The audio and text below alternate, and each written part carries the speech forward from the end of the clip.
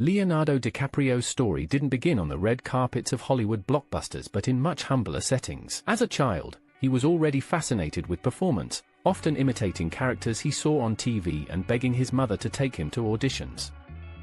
He landed his first appearances in commercials, including spots for bubble gum, cars, and even board games, tiny flashes of charisma that hinted at something greater. His early days weren't easy. Growing up in a rough Los Angeles neighborhood, surrounded by crime and poverty, meant Leonardo was exposed to harsh realities most child actors never had to face. This backdrop shaped his determination. Acting wasn't just a dream, it was his ticket out. His first real television break came with guest roles in shows like Growing Pains. For many young actors, these kinds of sitcom appearances were forgettable stepping stones.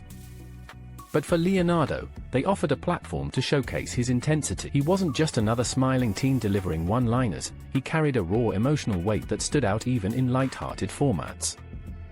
That quality quickly caught the attention of casting directors searching for someone who could carry much more challenging material. That opportunity came with This Boy's Life in 1993, where DiCaprio starred opposite Robert De Niro. Playing a troubled teenager caught in an abusive relationship with his stepfather, Leonardo delivered a performance far beyond his years.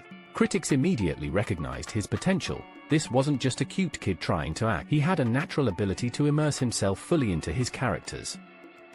And just a year later, he stunned audiences again with What's Eating Gilbert Grape. Playing Arnie, a young boy with a developmental disability, Leonardo's performance was so authentic that many viewers thought filmmakers had cast a real special needs actor.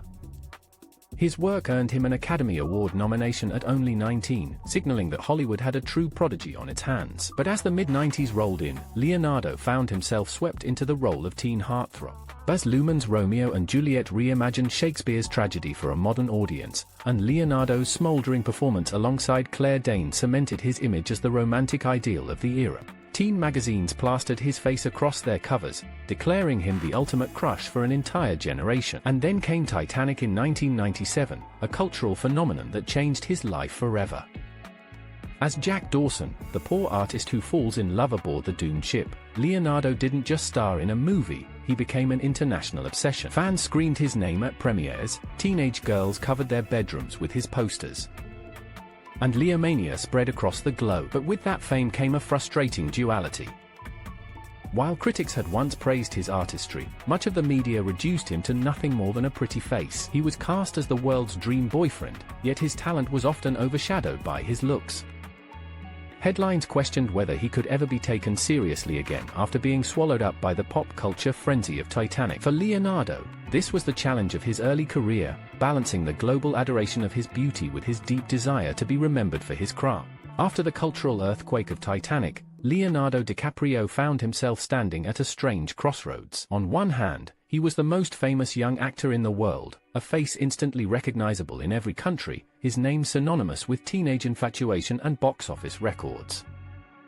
On the other hand, that very success threatened to trap him. The industry, the media, and even his fans seemed eager to cement him as nothing more than a pretty boy, the eternal heartthrob frozen in time on the deck of a sinking ship. For a young actor who had grown up worshipping serious performances and who had already proven his depth in Gilbert Grape, this was a prison disguised as a gift. Frustration began to brew. Leonardo could have coasted on his looks, taken easy paychecks, and remained in the romantic lead lane forever. But instead, he made a radical choice. He began searching for roles that deliberately clashed with his heartthrob image.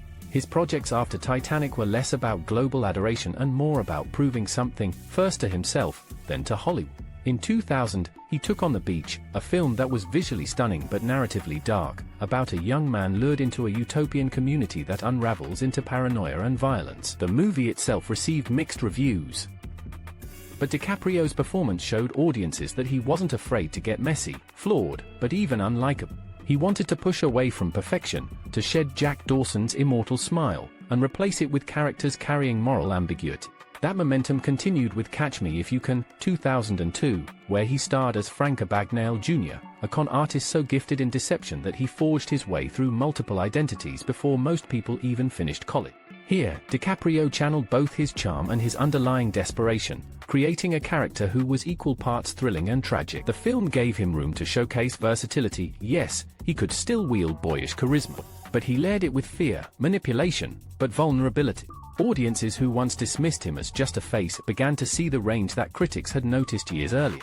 But the most pivotal moment of this era came when Leonardo forged one of the most important collaborations of his career, his partnership with legendary director Martin Scorsese.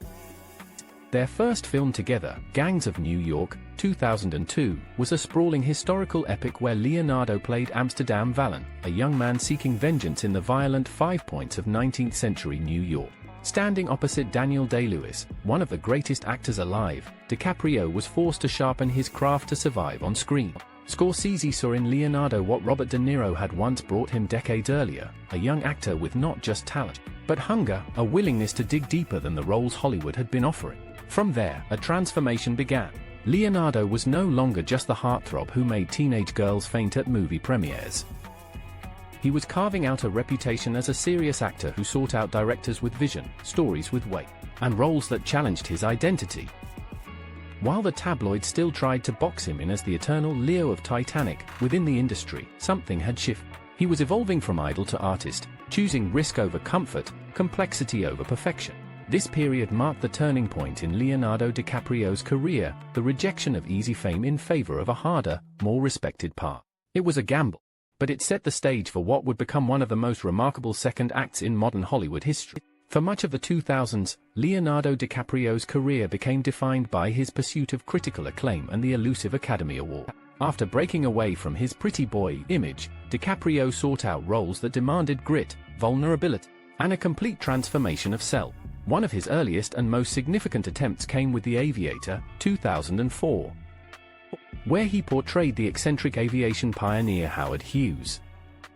This role required him to embody not only Hughes' brilliance but also his unraveling mental state, a challenge that earned DiCaprio widespread praise and his first serious shot at Oscar glory. Though nominated, he lost to Jamie Foxx for Ray, marking the beginning of a long narrative. DiCaprio, the great actor who couldn't quite secure the golden statue. He didn't let the setback slow him down. 2 years later, he teamed up with Martin Scorsese again for The Departed, 2006, an explosive crime thriller that became an instant classic. DiCaprio's portrayal of an undercover cop tormented by fear and paranoia showcased his ability to carry raw intensity on screen. The film itself won Best Picture and Best Director, yet DiCaprio's performance, while critically acclaimed, was again overlooked by the Academy. Around the same time, his role in Blood Diamond, 2006, where he adopted a South African accent to play a mercenary involved in the diamond trade, earned him another nomination. Once again, the Oscar slipped away, this time to Forest Whitaker for The Last King of Scotland. By now, the media narrative had taken hold. DiCaprio was Hollywood's golden boy cursed by the Academy. The phrase, "always a nominee, never a winner," followed him, with late-night hosts and tabloids making running jokes about his supposed bad luck. Still, rather than succumbing to frustration, DiCaprio doubled down on his craft. He became known for his obsessive dedication to roles, embracing a near-method acting approach. He pushed his body and mind to extremes, taking on films that demanded total immersion, whether physically transforming himself, learning new accents, or exposing himself to brutal filming conditions. This period solidified his reputation as one of the greatest actors of his generation, even without the Academy Award to prove it. And, ironically, the repeated snubs only elevated his mythos. Fans and critics alike began rooting for him, convinced that every new performance might finally be the one. For DiCaprio, the Oscar chase was less about personal validation and more about proving that he had left his teen idol past far behind. He was no longer just the handsome face from Titanic, he was an actor of extraordinary depth, trapped in an Oscar drought that only intensified his legend. By the early 2010s, Leonardo DiCaprio was no longer chasing credibility, he had it in spades. Yet he was still hungry for the kind of roles that left cultural footprints.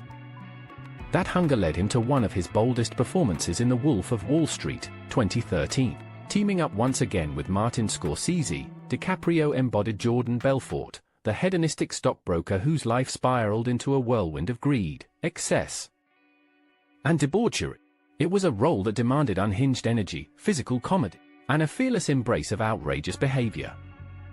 From crawling across the floor in a drug-fueled haze to delivering fiery speeches drenched in arrogance, DiCaprio gave a performance so electrifying that it instantly became a cultural reference point. The film itself became a phenomenon, quoted endlessly and dissected for its portrayal of excess. And DiCaprio's commitment to it proved that he could take even the most morally bankrupt character and make him unforgettable. But still, the Oscar remained elusive. That all changed with The Revenant, 2015, Alejandro González Iñárritu's brutal survival epic. DiCaprio endured freezing temperatures, ate raw bison liver, and subjected himself to conditions that blurred the line between acting and suffering. His portrayal of frontiersman Hugh Glass was a masterclass in physical endurance and emotional restraint. For months, critics buzzed that this performance might finally end his Oscar drought. And in 2016, it did. When his name was finally called at the Academy Awards, the moment felt bigger than just one man winning. It was the culmination of a narrative decades in the making. Fans around the world celebrated, the internet erupted with memes. And DiCaprio's win became one of the most iconic Oscar moments of all time. The snubbed star storyline was over. He had, at last, claimed his place in cinematic history. What made DiCaprio's win even more significant was how he chose to use it. Instead of basking in personal triumph, he turned his acceptance speech into a global call to action. He spoke passionately about climate change, urging world leaders and audiences alike to take responsibility for the planet's future.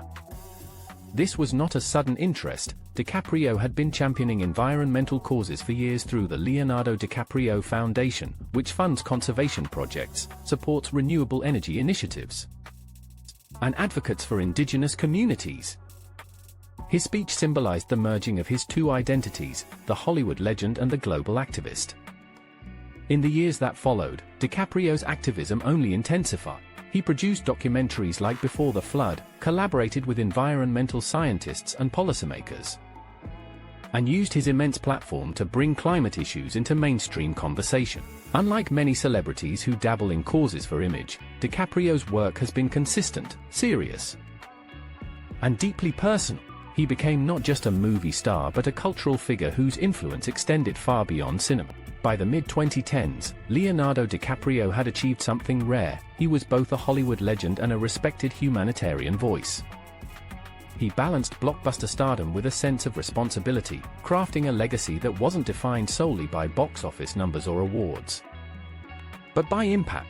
From teen idol to Oscar-winning actor to environmental advocate, DiCaprio's journey became a testament to transformation, not just in career, but in purpose.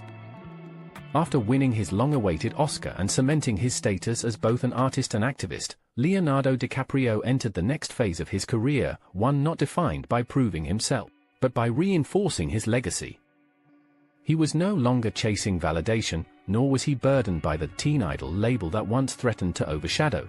Instead, he was free to explore roles that fascinated him, working with filmmakers who challenged and creating performances that reminded audiences why he is one of the greatest actors of his generation. In 2019, he teamed up with Quentin Tarantino for Once Upon a Time in Hollywood, a love letter to the golden age of cinema. Playing Rick Dalton, a fading television actor grappling with the decline of his career, DiCaprio delivered a performance layered with vulnerability, humor, and pathos. There was irony in the casting. An actor once labeled as the heartthrob who might fade with age was now portraying a man terrified of becoming irrelevant. But in true DiCaprio fashion, he turned it into one of his most memorable roles. The scene of Rick Dalton's explosive trailer meltdown and his quiet, desperate yearning for artistic respect highlighted DiCaprio's ability to balance comedy with heartbreak. Critics hailed it as one of his finest performances, and the film itself became a cultural touchstone, with DiCaprio and Brad Pitt's pairing celebrated as a historic Hollywood duo.